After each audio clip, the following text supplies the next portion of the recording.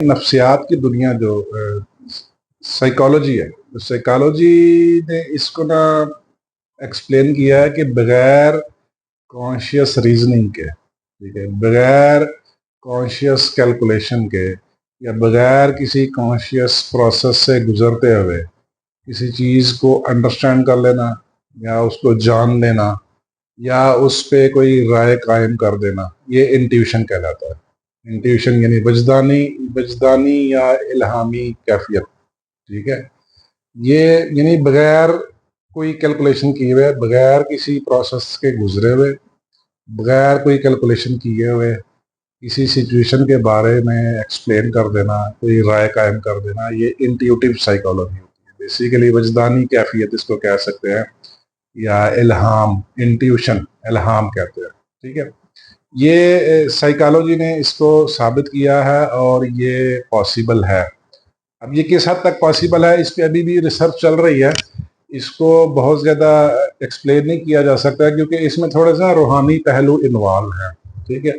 अब मैं आपको ना थोड़ा थोड़ा वजाहत कर देता हूँ कि रूहानी पहलू इसमें इन्वॉल्व की है। उसकी रीज़न ये है कि ये इसका ताल्लुक आपके ऑरा के साथ है ठीक है।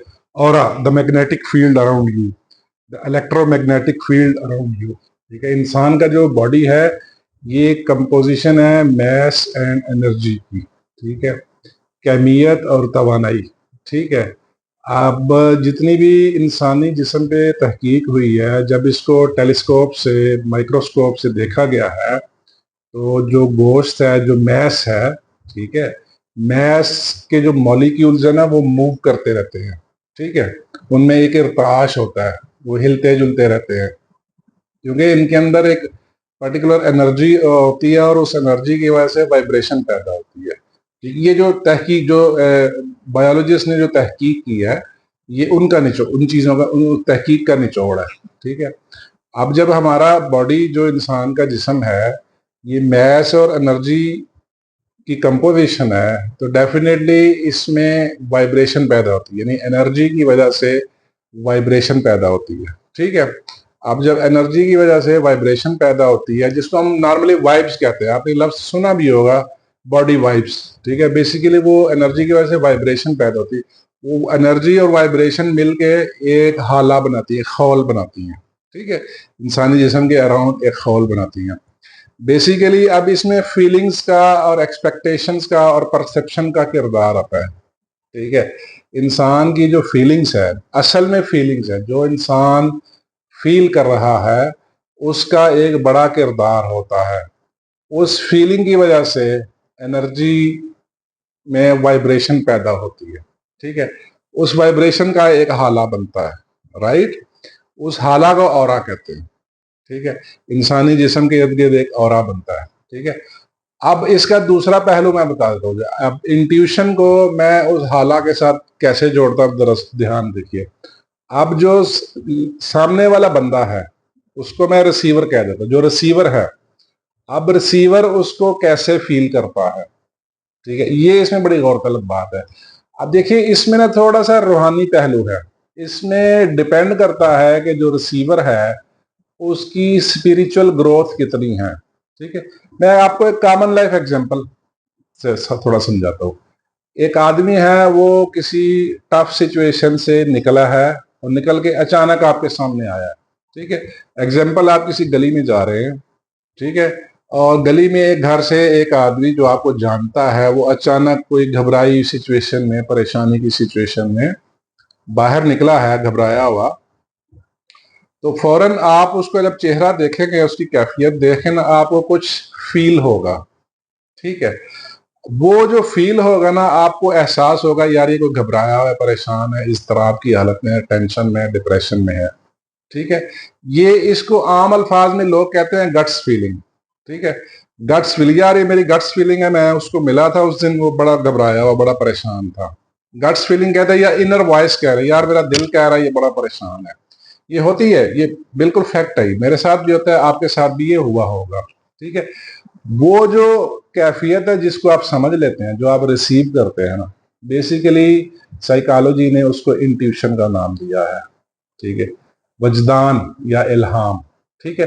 क्योंकि आपके पास कोई कॉन्शियस कैलकुलेशन नहीं है, कोई कॉन्शियस रीजन नहीं है, कोई कॉन्शियस वजह नहीं है, जस्ट आपको फील हुआ है, जस्ट आपकी ये गट्स फीलिंग है, ये आपकी इनर वॉइस है, जिसको नफ्सियात इंट्यूशन का नाम दे रही है।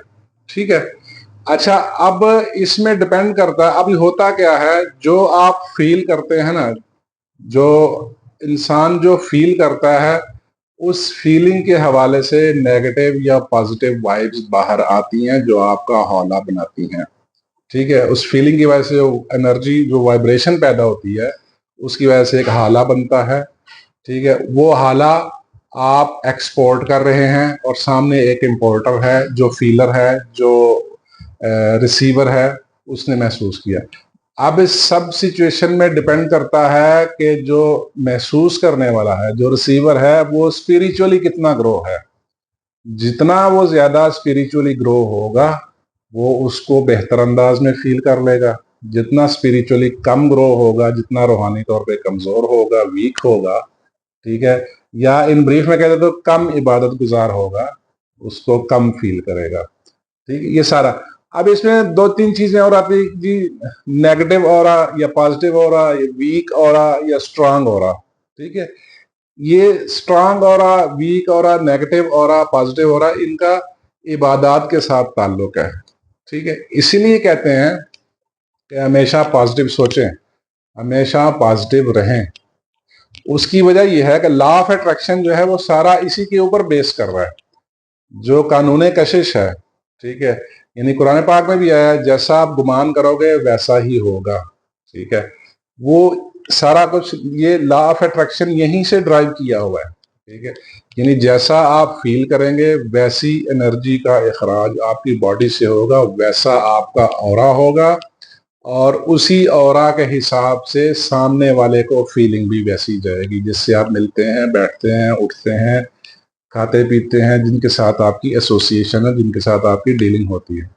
आपने अक्सर सुना होगा, लोग कह यार ये बंदा ना बड़ा बड़ा मजेदार, बड़ा जबरदस्त बंदा है। ठीक है। और बेसिकली उसकी जो पॉजिटिव वाइब्स है ना, वो आपको अट्रैक्ट कर रही हैं।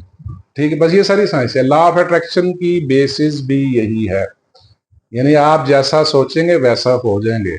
आप पॉजिटिव सोचेंगे तो आपकी जिंदगी में पॉजिटिव चीजें आएंगी, आप नेगेटिव सोचेंगे तो आपकी जिंदगी में नेगेटिव चीजें आएंगी।